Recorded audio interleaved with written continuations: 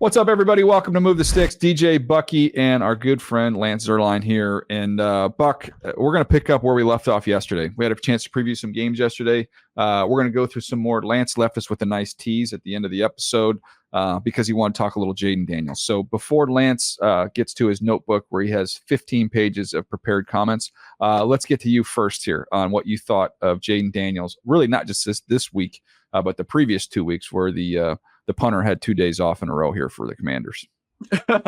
Well, one, I think about a bunch of things that we talked about leading up to him being selected by the Commanders 2 overall. I think about the conversation that we had with Marucci, Jack coming in, talking about the VR stuff and how that really helped slow down the game for him during his time at LSU. I think about the importance of prioritizing experience when we're looking at the next batch of quarterbacks. 54, 55 career starts, Arizona State and LSU, how those reps prepare you to play at a high level. I think about the importance of matching the play caller with the player. Cliff Kingsbury experience with Kyler Murray, Pat Mahomes, being able to take those things and utilize some of those to help Jayden Daniels get off to a fast start. Look, I think there are a bunch of different factors that are helping Jayden Daniels have the kind of success that he's having early in his career. But look, hats off to him. But I think about the perfect storm that was created in Washington to allow this to happen. I want to get to Lance on this and get you guys, both your guys' thoughts on this. So Buck, follow up on it. But I saw a thing the other day, and Lance, you'll be familiar with it, talking about Arch Manning, and it was a report. It might have been Pete Thamel. It said, those that assume that once, Ewers comes back healthy, he takes over, and then Arch starts next year. Everybody's assuming that he'll be one and done because he'll be eligible for the draft next year. And it was from the Manning camp saying, no, we're taking our time with Arch. He's going to stay. Think about Peyton. He stayed at Tennessee. Eli, had a long time there at Ole Miss. I think with Jayden Daniels having the success he's had, you look at Bo Nix, who's having success that he's had, guys that stayed in college for a long time, and the fact that with NIL, you can still make a couple $1 million while you're in college, knowing that the leash has not been long in the NFL. And if we're saying in order to be successful, it's literally you have to have the experience. You're either going to get that experience at the college level or the NFL level. Even though the game is different, it's still valuable getting the snaps. Do you think that we will see maybe a new trend here of people saying, hey, I know that you want to get your clock started and get to your second contract as fast as you can, but the best thing for your longevity might be to stay in college. You'll be making a couple $1 million. We can throw some insurance there on you as well if you want to do that. But there's starting to be a little bit of a trend and a track record of guys who've played more football having more success. Well, Bo Nix is a 5-year starter, and he turned it completely around from his time at Auburn. It's TBA. TBD. We'll see how Bo plays as his career winds on. But last week he had a really good game. Jayden Daniels was a 5-year player, right? He started with 50 games. 2 at LSU, 3 at Arizona State. So he was a 5-year starter. You had Caleb put his time into it. Yeah, but Caleb not as much. I think that's a difference between Caleb and Jayden, is that Jayden's ahead of Caleb right now, but he's got a lot more games under his belt than Well, look than at Anthony Caleb Richardson. Hadn't played nearly enough football. No, look how far away he is. Will Levis and Anthony Richardson physically just so gifted, and just they're so far away right now. I think Malik Willis needed another year of college football, honestly. It would have helped him to be – frankly, in the era of transfer portal, movement, he would have probably benefited from moving to another school, getting a payday. Sam Darnold was 2 years. Sam was only 2 years, yeah. So I think that if I remember correctly, I believe Pat Mahomes was 4. I think Pat Mahomes, he came out as an underclassman, but he was he started like 13 games, like 3 years in a row. I think he had the weight of the world on his shoulders every game too, by the way. But yeah, I think that it's going to come down to every individual player's perception of money. So if by the way, Pat Mahomes didn't play year one. So you know what I mean? Like what we're getting at is there's a certain amount of time and preparation and development before you're going to be able to play. By the way, high level. Drake May's not ready. And I love that the Patriots are saying he's not ready. We're not going to play him yet because he's not ready. Because their offensive line's not ready either. That's another guy. That's so probably part of it. But I remember I was at a lunch and Jarrett Stidham was deciding with a group of people whether or not he wanted to go pro. This is after his junior year at Auburn. And in the room, I happened to be invited into the room, and there was like Daryl Morey, and because his father-in-law now was the president of the Rockets, and now he's with the group that has the New Jersey Devils and Philadelphia 76ers. Anyway, Josh Harrison, those guys. Oh, yeah. So it was Chris Paul in there. It was Ted Johnson. You guys remember Ted Johnson? Yeah, football player. Yeah. Me, Jeff Van Gundy, and Daryl Morey. And so they were going around. One person doesn't belong there. I did not belong there. Trust me. I was talking about Van Gundy. No. Oh, Van Gundy doesn't belong. Yeah, exactly. What's he doing there? So, but what I took away from it was interesting because Chris Paul's message to him was, if you're not ready, are you having a good time in college? Yeah. If you're not good, because if you're not ready to lead grown men who are 31 years old and on their last contract and they've got 2 kids and they're never going to earn a check like this again, if you're not ready to do this, and he laid out what a quarterback has to be ready to do as a leader, even as a young age. He said, if you're not ready for that, go back to school and go have fun and enjoy yourself. And then you'll get to come in when you're more ready. Daryl Morey, who is an analytical guy, very much into numbers, to him, it's not you go now, you maximize your, you get to your second contract. Get your second contract as fast as you can. You start but the problem is this is not an analytical thing. This is not guaranteed money. This is you get paid a good second contract if you're good as in your first year. Jordan Love sat on the bench forever. Aaron Rodgers sat on the bench forever. Those guys became good players in a short period of time and got big contracts. Look at Jordan Love. I mean, that's as patient as it gets. He's one of the highest paid quarterbacks in the NFL. So the patience thing makes a lot of difference. But to your point, DJ, just seeing it, just doing it, and more importantly, just getting through adversity. Jayden Daniels had adversity. Bo Nix had adversity. Those guys had real adversity they had to get through.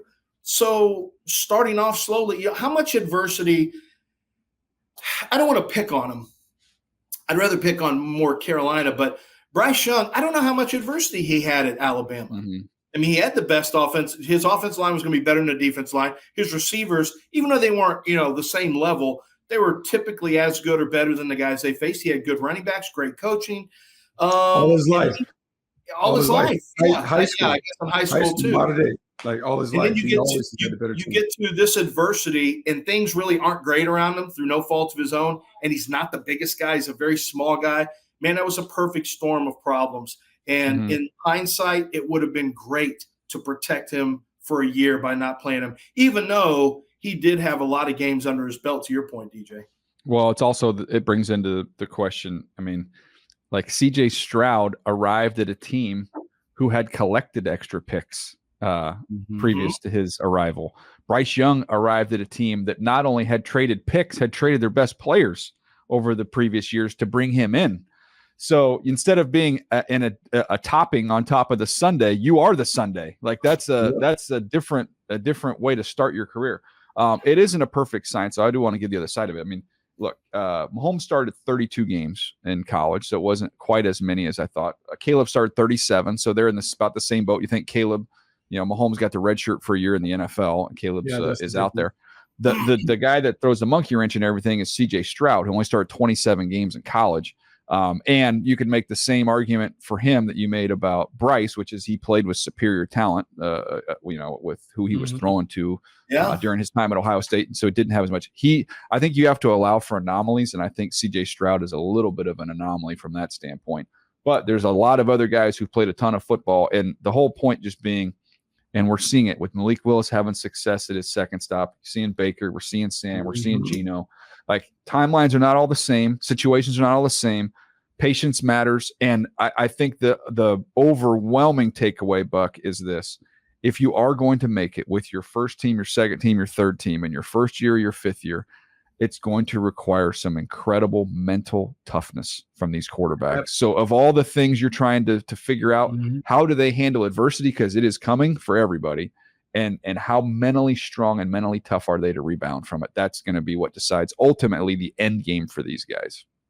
Yeah, it does. You got to be a tough dude. And DJ, what used to be looked at or frowned upon, we talked about the transfer portal and those things. I don't know if it'll have the same negative connotation if it is used the right way. Bo Nix and Jayden Daniels both transferred from the original spot to go to another spot. So we got a chance to see him at two different locales. And if you ask Same with Caleb. Caleb, yeah. If you ask the people that watched Jayden Daniels and Bo Nix in their first stop, they would be hard-pressed to believe that either one of those guys would ever become a first-round pick.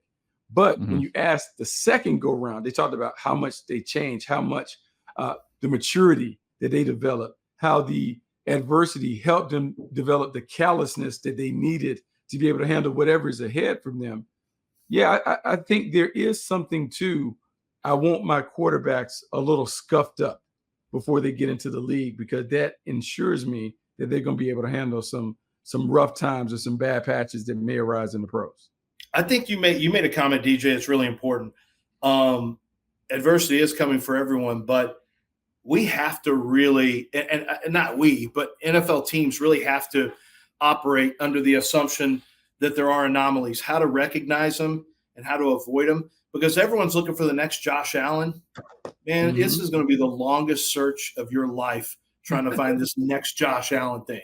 Yeah. I mean, I'm hearing about it with everybody. It's going to be Richardson. It's going to be Levis. It's going to be Drake May. The search for the next Josh Allen may take forever because he's a different guy. And you don't go from his Wyoming tape, which wasn't great, but he had the flashes, to what we see now. That just doesn't happen often, if ever, in NFL history. And C.J. Stroud, I mean, you know, he bucked the trend of Ohio State quarterbacks not working out, and all the things you mentioned about him, DJ. You know, his last year tape wasn't great. It was solid. And then you get to the Georgia game, and it's like, holy crap, this is unbelievable. This Georgia.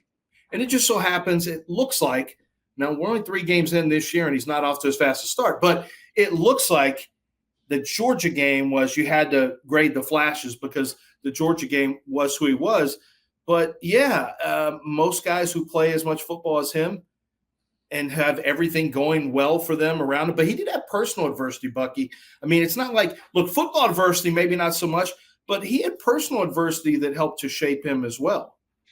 Yeah, look, we talk about grit. Angela Duckworth did a thing where she presented on it forever. We've seen her TED Talks about it. We read her book, Grit, where she talked about grit matters more than your talent, your toughness, your mental toughness, your passion and perseverance. That matters more than the talent that you bring to the thing. I think as evaluators, as scouts, we can all look at that and say, yeah, sometimes guys just have I'm going to make it spirit that is undeniable. And I just think for these young quarterbacks, there are going to be a lot of lessons that we can take away, and it's going to change, I believe, the way this next quarterback class is stacked up, because there'll be more consideration to the toughness part of it, but also the experience. We have 8 divisions in the NFL. 4 first-place teams have quarterbacks that this is not their original team, and 4 of them have homegrown guys. So what that tells you is that half the time, it's going to work out. Half the time it's not. But you got to be patient with these guys, because it might not work out one place where it's just waiting for them at the second stop. Justin Fields, another example we're seeing with the Pittsburgh Steelers. That was a fun discussion. We got kind of away from previewing the individual games, but I think that was a fun chat to have there. I want to get to just a couple more individual games, and then we'll wrap this thing up. But on the conversation of Drake May that you just mentioned, LZ, we've got Patriots 49ers, 2 1-2 teams. It's a desperate 49ers team at home. They have to get a win. And then I do want to touch on the Drake May component of it. At some point in time, he's going to play this year. He's going to start games this year. But I do think it's still a feeling out process of whether they're ready to support him. If you ask me right now, if I had to go win a game tomorrow and it was a choice between Jacoby Brissett and Drake May to win a game, I would take Drake May and roll the dice and take my chances. But I think they are cognizant of not wanting to mess him up based off of what's around him. Yeah, and I think that's the debate and the dilemma that you always have when you have a young quarterback. When is he ready for it? But here's the other thing. How long can you go in that locker room when everyone's looking at Jacoby Brissett and saying, man, we don't have a chance? It's one thing if the veteran is playing well, but if he's not playing well, you almost have to pull the plug and say, hey, guys, we're going to roll out the balls with the young fella. You guys got to raise your game and make him right. I can't see that it gets, a few more weeks, and then the natives are going to get restless, and I think we'll see him kind of jump to the lineup like that. I think you have to look at watching Houston go through it with two coaches and David Culley and Lovie Smith that were never going to be longtime coaches. You didn't have the right guys in the locker room. You didn't have the right guys on the roster. You, of course, didn't have your quarterback, so this is a different situation. But you could make the same case that I don't care what the locker room says. If you're Elliott Wolf and if you're Drake May, you just say, look, we're not going to put this guy in harm's way. We're going to be patient. We know we're not a good team this year. We got a lot of draft picks. They got 10 draft picks next year. And Elliott is under no illusions of who they are and what it's going to take. So I think that's very good. Having Ron Wolf's son run this team, I think Elliott understands what it's supposed to look like, and he's going to have the proper amount of patience. Now, it just so happens that Drake May probably does give you a better chance to win than Jacoby Brissett as the season rolls on. But I also think it's important that Ramondre Stevenson, they're not healthy on the offensive front. They've got a lot of injuries along the offensive line, and they're beat up. There's guys not playing as well. So they've got some problems there. But they do have Ramondre Stevenson, who can really bang a little bit. They can play conservatively because, they play defense. And, hey, two teams that played really well with rookie quarterbacks were Ben Roethlisberger, who was at least a 3, if not a 4-year starter at Miami, Ohio when he was with Pittsburgh, and then Russell Wilson, who was a 4-year player, who was with Seattle. Both teams started off very, very patiently, ran the ball, played defense. I think you can do that with Drake May and kind of keep him out of harm's way. And Caleb Williams threw the ball 52 times. I mean, they're basically saying, let's get it, Caleb. And he's not ready for it, but I think he's tough enough to do it. Drake May shouldn't be throwing – when he starts, 21 passes should probably be the cap on him. Yeah. You got to run the ball and play defense, eat the clock up. Yeah, he needs reps. Well, when you don't have CMC in that offense, Buck, I found this interesting. Looking at some of the next gen numbers from this game, 49ers offensive weapons struggle to generate separation this year, with receivers averaging the fewest yards of separation at 2.9 of a 49ers offense in the NGS era, and the second fewest in the NFL this year. They can't get away from people, man. When you take him out of the mix, they don't have those types of guys. Which is crazy with all the weapons they have, but they can't. No, it's not, DJ, because I got beat up on Twitter. I think LZ may have jumped in and tried to save me. Shortly after the Super Bowl, it might have been the day after, whatever, I talked about the reason why the Niners struggle is because they have playmakers, not precise route runners, on the perimeter. And playmakers thrive in that play action system against zone coverage, Deebo Samuel and those guys. However, what Kansas City did and what other teams did that year, the Cleveland Browns, who beat them and gave them a tough game, they played man-to-man on them, and they took away the layups. And right now, they don't have the wiggle and the ability to get open. That's why Ricky Pearsall was a first-round pick, because he is known for his route running ability. And so when you talk about Christian McCaffrey being the guy who can create and exploit the mismatches against linebackers, not being there, we got a chance to really see what the Niners are in terms of skill-wise on the perimeter, and it wasn't good enough against a team that's willing to be daring and play man-to-man. It is interesting that they've got two receivers that are highly paid in Ayuk and Deebo, who are primarily coming out are both catch and run guys. They're after catch players. Don't say that out loud. They get mad at you. I know, but that's who they were, and I think that's still who Deebo is. I think Ayuk is grown as a player, but they're still clearly missing another element, a true X, or they're just missing another element to that offense. Although Juan Jennings had a monster game last week. How many calories you burned on that watch, by the way? How many? What's our calorie at right now? We're low. What do we got? Low. Give me a number. I want to see what LZ's done as we're recording this at 110 Central. Active calories 350. I went home, ate a lunch, and watched the show. Well, I'm going to play disc golf after this, so we'll get a little 3.5 mile walk in. Oh no, DJ, it's the sport of the future. I pray that the NFL still here in 10 years. Hold on. I pray the NFL still here in 10 years. You wear shoes when you do this? I mean, yeah. How bad do you how much do you smell of drugs when you get home from playing disc golf? I didn't say I played in Colorado. I didn't know anybody. I did play in Colorado one time, and it was all of the stereotypes were true. I didn't know that there's such a thing as sober disc golf. This is something Yeah. that I'm just learning about here. Well, You pack some granola. You pack some granola in your pocket on the way out there. What are you doing? No hacky sacks. Playing no in Birkenstocks. No granola, no Birkenstocks, just a Gatorade and a dirty bag full of about 5 different discs, and that's it. I kind of break the mold in that regard. I'm not a Buck. Did you hit the bike already today? No. So I had practice early. So I get my steps walking around the field. I'll go to a yoga class a little later. I took the dog for a walk. That's how it's done. That's how it's done right there. We kind of build it into it though. No disc golf for you today, huh, Buck? They have disc golf where you live? No. I've got a treadmill right there though, DJ. What is that? The first. Well, it's a treadmill. It's in there. There's a treadmill in the box. You just haven't opened up the box yet? Yeah, I mean, but it's in there. That might be is that a treadmill for a hamster or a human being? That's not a very big box. It's a small one for the office. It's just a small one. Once football gets started, we're on to. You got handlebars on that thing? It looks like just the bottom part, just the the belt. No. It's going to help the core also. You can fall off. Stay balanced on that thing. You can fall off at any time. Oh, that's fantastic. All right, last game here. Bills Ravens, Buck. Ooh, man. Matchup of quarterbacks that I can't wait to see. And the reason why is because the evolution of each quarterback makes for fascinating study time. I'm going to talk about Josh Allen first because I got a chance to see him up close and personal. And Lance, when you were talking, I can't remember if it was on this pod or the previous one where you were talking about everyone is out there looking for Josh Allen. I'm going to tell you, man, he's a unicorn. He's a unicorn in a different way. And the same things that I can utter about Josh Allen, you can also say about Lamar Jackson. But what Josh Allen has done, he's figured the NFL out. He's cracked the code. Like before, he was kind of like a wild Bronco that was just kind of all over the place, running around, doing all this other stuff, and he needed control. He now has learned how to insert himself when needed. He can play from the pocket on time and on schedule, but if he needs to break the pocket, if he needs to utilize his legs and do some of those things, he's learned how to do it. And as the Bills have been around him and the coaching staff, they've learned when to utilize him. They're going to run him in the red zone on design runs.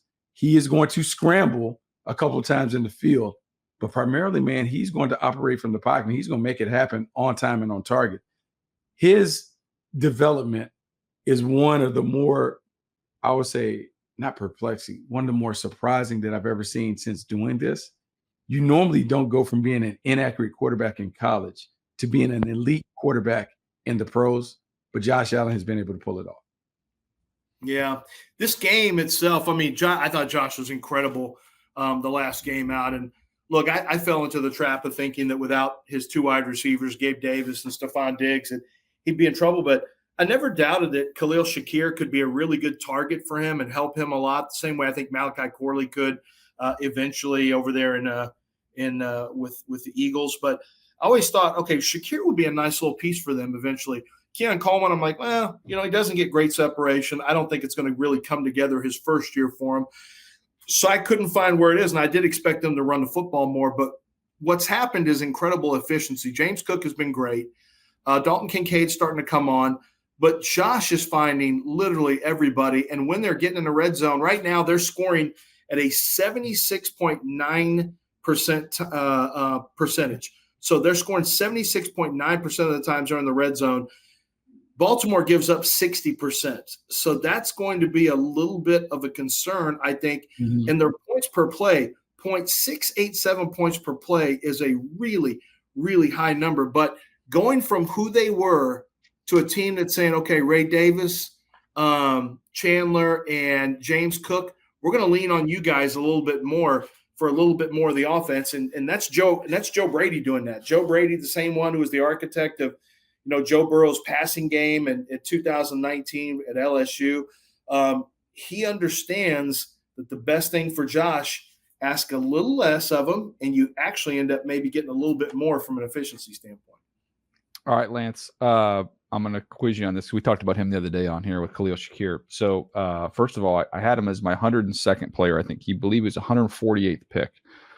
Crisp, a bunch of one-handed catches, slot fade, sneaky juice, effort as a blocker. He's elusive after the catch. He was just under 6 foot, 196, ran 4.43. My comp for him was who? Oh, man. 4.43. First of all, it's faster than I would have thought he ran.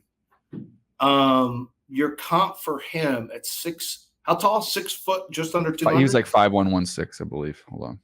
So you need to do everything. 5'1", 117, 196, 4.43. Strong, tough, good blocker, elusive after the catch, slot, fades.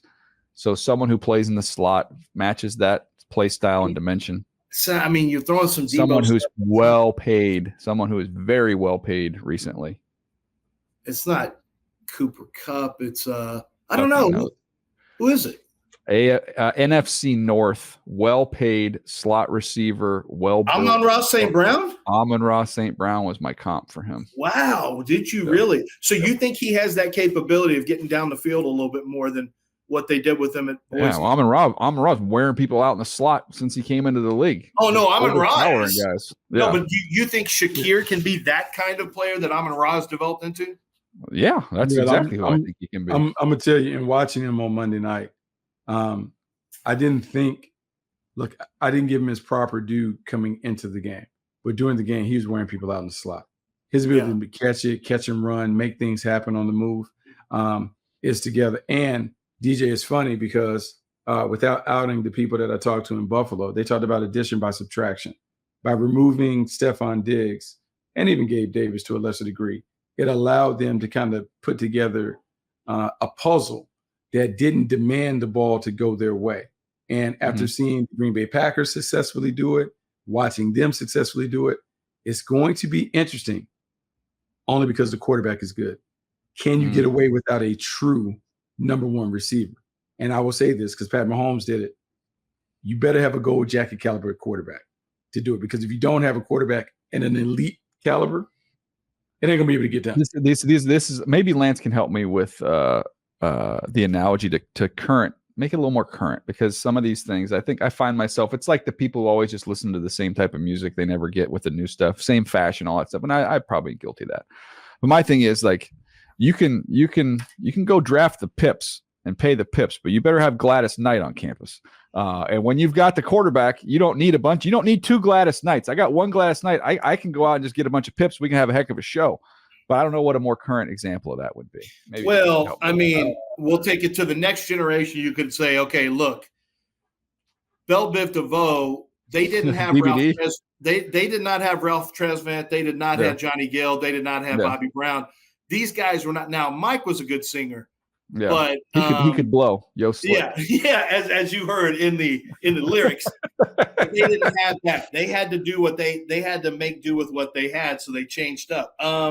Let's see something more current, because you don't really have like 4 guys dancing behind one person anymore. No, they don't do that anymore. Not really the style. Well, maybe it's more of an actor. Maybe it's a movie thing. It's like, hey, look, if you can cast Hugh Jackman, then you can go get a bunch of character actors to surround him with. Yeah. Bucky, but you got to have a star. There's got to be a star of the show. I would say Beyonce and Destiny's Child. Like Beyonce can float on her own, just like Justin Timberlake could go on his own. Didn't need to He could go on his own, and he can make anybody. So now if we're looking for a current example, we're only 20 years. We were behind where we are now. Nice. We moved up a decade, I think, from maybe a decade and a half from my original comparison. So nicely done, boys. Yeah, I mean that's where we're at. Proud of you guys. All right, that's gonna do it for us today. We really didn't preview that many games because there's too many fun discussions to have. That's what I love when we get together. It's just like what we would do, sitting around together in a hotel lobby at the combine or anywhere we might get together and just shooting the breeze. So hope you guys enjoyed that. We'll see you next time right here on Move the Sticks.